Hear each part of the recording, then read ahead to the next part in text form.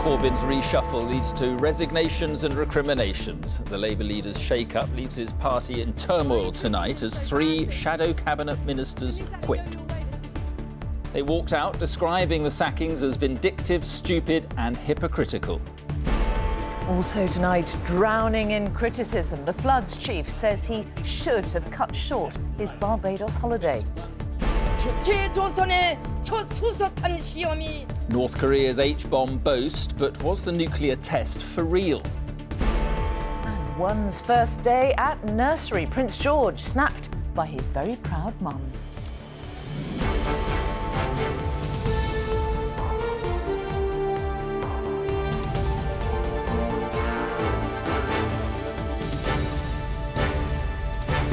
This is the ITV Evening News with Mark Austin and Mary Nightingale.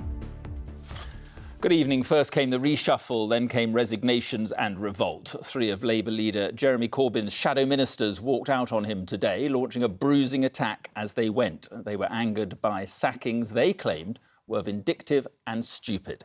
Now, none of the junior ministers who quit is a household name, but it's perhaps symbolic of Jeremy Corbyn's continuing struggles to unite his party. Our deputy political editor, Chris Shipp, reports from Westminster. If you think you've been hearing about Jeremy Corbyn's reshuffle for the last 3 days, you wouldn't be wrong. The Labour leader started it on Monday. But after he sacked this man, his shadow Europe minister Pat McFadden, there came a trio of resignations from Labour's lower ranks.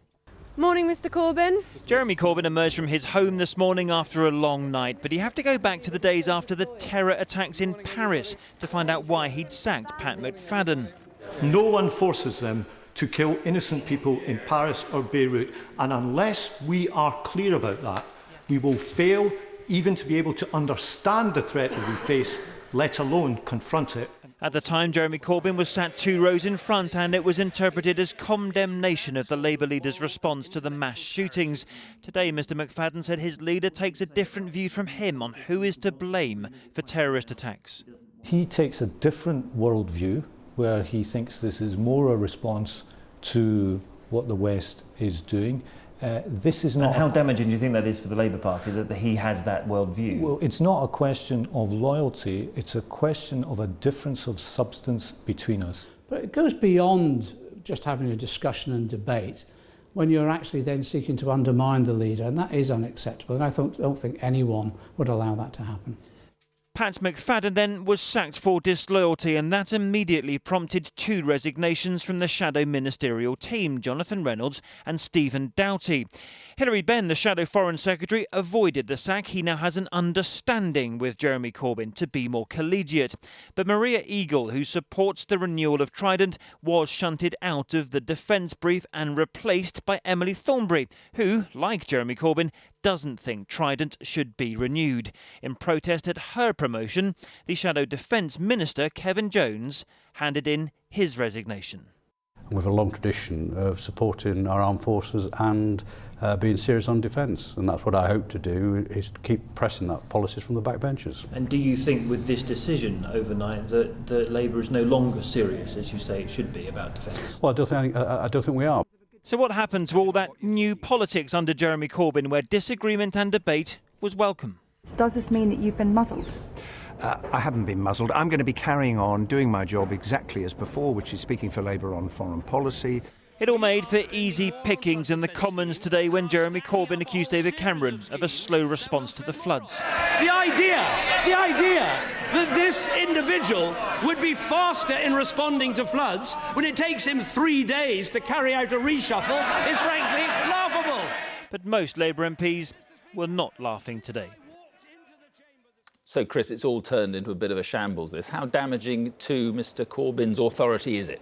Well, Mark, I think if you look at Mr Corbyn's shadow cabinet team, those who sit around the table with him, you might well argue that he's increased his authority. He now has a defence spokeswoman who agrees with him that Trident should not be renewed, and because the party's got a review coming up on that, that may make his life a whole lot easier. And then you've got Hilary Benn, with whom he disagreed so publicly over airstrikes in Syria. The 2 men have now got what's called a new understanding that Mr Benn will be more collegiate towards the leader. In fact, Mr Benn's office told me today they're not entirely sure how it's all going to work, so we'll have to see. I think if the damage has been done anywhere, it's been from the outside looking in. Voters may not have heard of those members who have been reshuffled or resigned today, but they may well take a view on how this reorganisation has played out. All right, Chris, thank you very much indeed.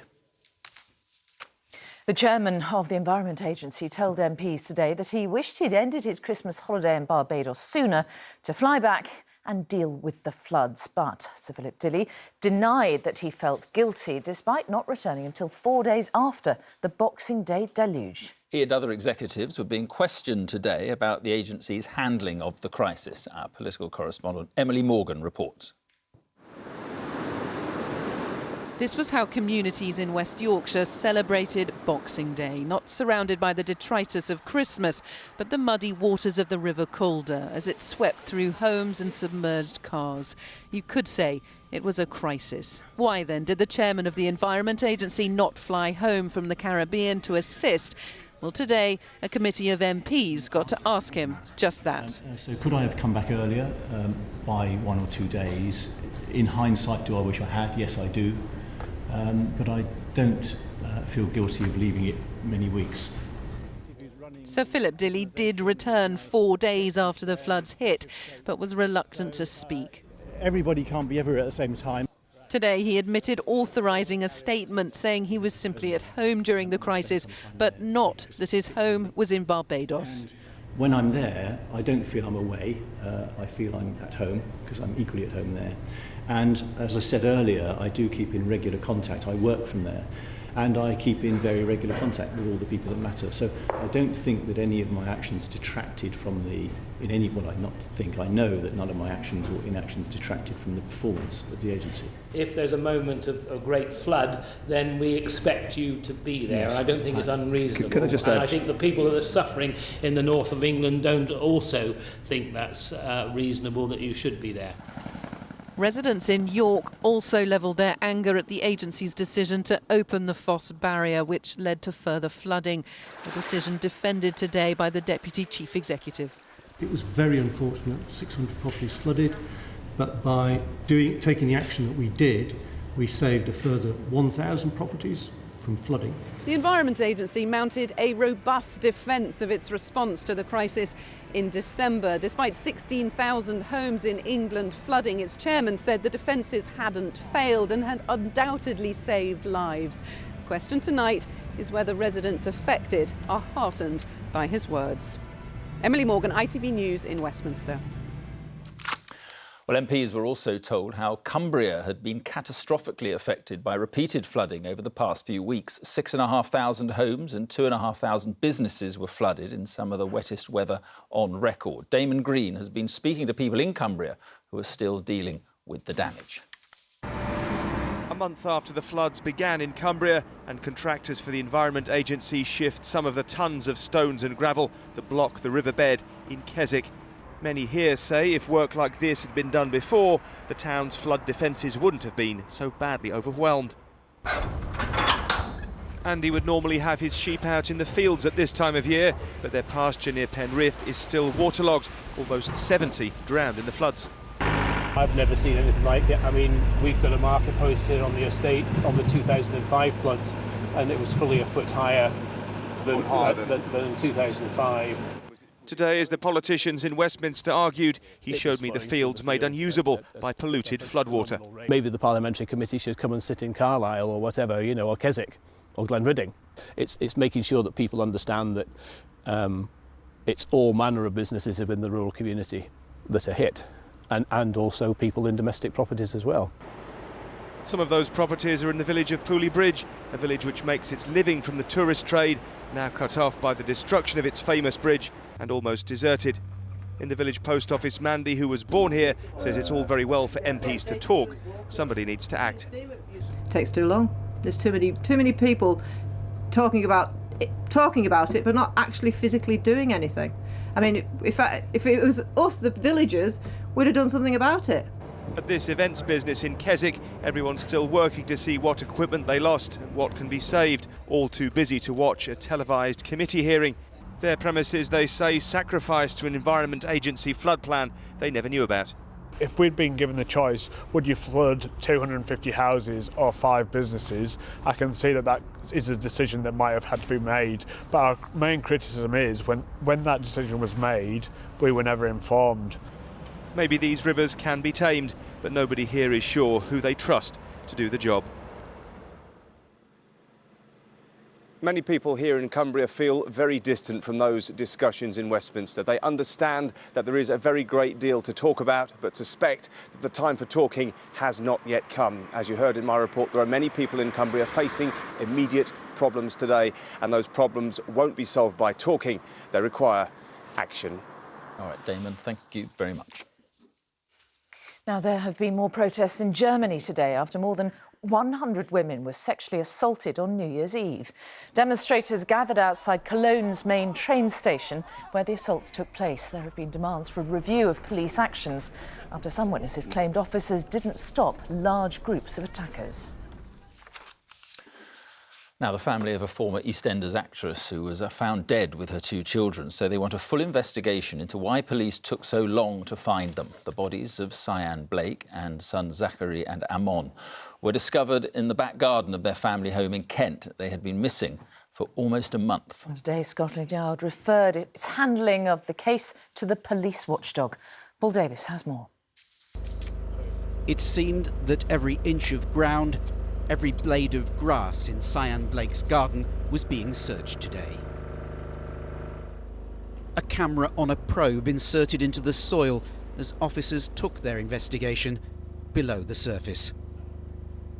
But the actress's family want to know why it took almost 3 weeks to discover that Sian and her 2 young sons were dead. Police watchdog will now be asking the same question, particularly as the family home had been visited and searched a week before Christmas. Officers were sufficiently concerned for their welfare to force entry here at their home, but found nothing. At that stage, this was being handled by the Missing Persons Unit. It was only earlier this week that murder squad officers were called in and almost immediately found 3 bodies in the garden. Why did the initial police operation fail to uncover a tragedy that other officers would later detect so swiftly? This former detective says the answer may lie in their workload. Missing persons units are stretched. Missing persons is not their only responsibility. I know that in this borough, the Missing Persons Unit has to deal with child sexual exploitation allegations as well. They are spread thinly, they are under-resourced, they are very much under pressure. Police are now urgently looking for Arthur Simpson Kent, Sian Blake's partner, with reports that he may have travelled to Ghana after the family was last seen. Tonight, by torchlight, officers continue to look for answers, while their own response faces many serious questions. Well, those questions will be asked by the official watchdog, the Independent Police Complaints Commission. The Metropolitan Force has referred itself and some of its officers to the IPCC after admitting that their own initial review had already revealed certain potential issues with this investigation. All right, Paul, thank you very much. Still to come here on the ITV Evening News, it could be you, but don't hold your breath. We examine the odds on tonight's £50 million lottery jackpots. And packed and ready to go, Prince George starts his first day at nursery. Those stories and more after the break.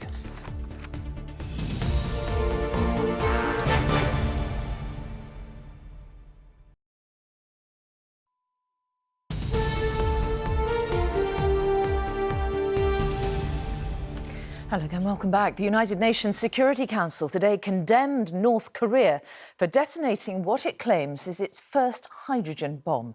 They said it violated UN resolutions and was destabilising to the region. There are doubts whether it really was a hydrogen bomb, but if true, it would mark a major upgrade in the capabilities of the secretive state, as our international affairs editor Raghi Omar explains. The announcement came in a TV news flash set to triumphal music. 첫 수소탄 시험이 성공적으로 진행되었다. Barely able to contain her enthusiasm, the newsreader declared, "Today, North Korea's first hydrogen bomb has been successfully tested." And in scenes that George Orwell's Big Brother could only dream of, a clearly staged show of support was put on in the streets of the capital. Thousands of ordinary people filmed looking on to the broadcast as patriotic music blared out. International condemnation was swift. The Foreign Secretary, who was in neighbouring China, said he'd discussed the issue with his Chinese counterparts, and both were equally troubled. I'm clear that we are on the same page on this. Both Britain and China condemn any attempt by North Korea to obtain nuclear weapons or to test nuclear weapons. A hydrogen bomb can be far more powerful than an atomic bomb. The key difference is that it gives more explosive power for a lighter weight. The way that it's made means the energy it releases on impact can be 6,300 times hotter than the surface of the sun. Because of their smaller size, it's easier to load H-bombs onto a missile. And if a country like North Korea could do it, it has the potential to wipe out whole cities in one explosion. This afternoon, the UN Security Council gathered to discuss yet further sanctions against Pyongyang. This act is profoundly destabilizing for regional security and seriously undermines international non-proliferation efforts. I condemn it unequivocally. Across the border, a nervous South Korea looks on in a peninsula made more tense and dangerous. And in Japan, warplanes were seen conducting patrols in its airspace. Ragioma, ITV News. GCSE and A-level exams are set to be rescheduled this summer in England because of Ramadan. Subjects like English and maths may be timetabled right at the start of the exam season to lessen the impact of the Muslim holy month, which begins in June. Talks are set to resume on Friday between the government and junior doctors' representatives over controversial new contracts. A series of strikes is planned in England starting next week. Former Chelsea team doctor Eva Carneiro has been at a tribunal hearing over her claim for constructive dismissal. Carneiro was dropped from first-team duties last summer after angering former manager Jose Mourinho by running onto the pitch to treat a player. And South Africa's cricket captain has quit just minutes after his side drew the second test with England. Hashim Amla, who scored a double century in the match, says he wants to concentrate on his batting. England currently lead the four-match series 1-0. Ticket sales are soaring ahead of tonight's biggest ever UK lottery jackpot. After 13 consecutive rollovers, the total is estimated at, wait for it, £50.4 million. But there is just one catch. Since more numbered balls were introduced in October, your chances of winning are even smaller than ever. Duncan Golestani reports from Birmingham, which has more lottery millionaires than anywhere else. As draw time approaches, lottery sellers are getting busier. Right now, operator Camelot expects to be selling 200 tickets every second. At a lucky shop in a lucky city, they fancy their chances. Well, you have to, don't you? It's just a gamble because it's better than going in the bookies. Oh, lovely. I'll stay in Barbados for another 3 weeks. I just thought I'd try it. I don't normally do it, but yeah. Feeling lucky? I hope so. There it is, that is number 25. Also, while the record-breaking prize is attracting new players, it's annoying some regulars. The jackpot getting rolled over from draw to draw with no winner. This is probably why. In October, 10 new balls were added, the odds no longer 1 in 14 million. There are approximately 45 million possible outcomes in the lottery now, which means that your chances of winning with a single ticket are about 1 in 45 million. So that means that your chances are about 1/3 of what they were previously of winning the jackpot. So how does that 1 in 45 million chance compare to life's other possibilities? Well, aliens are more likely to land in the UK. You're also more likely to have identical quadruplets. And if you're worried about being struck by lightning, there's more chance of you getting hit twice. We changed the game just 3 months ago and we promised bigger rolling jackpots and more millionaires to be created. and we've delivered both of those things. New rules also mean if the jackpot is not won tonight, it must be shared out on Saturday. Have a look at Jip on the lottery. That would bring better odds and a few more days of dreaming. Duncan Golostani, ITV News, Birmingham. And in the past few minutes, it's emerged that the National Lottery website is struggling to cope with the demand. People have been unable to buy last-minute tickets online and have been told that the website is temporarily unavailable. The National Lottery apologised and said it should be back to normal very soon. For the latest on that, go to our website. That's itv.com/news.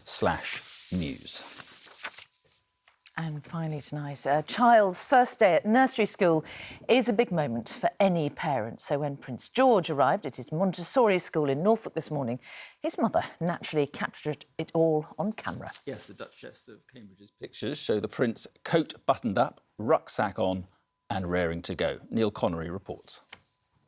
First day at his new nursery, and for Prince George, a confident start.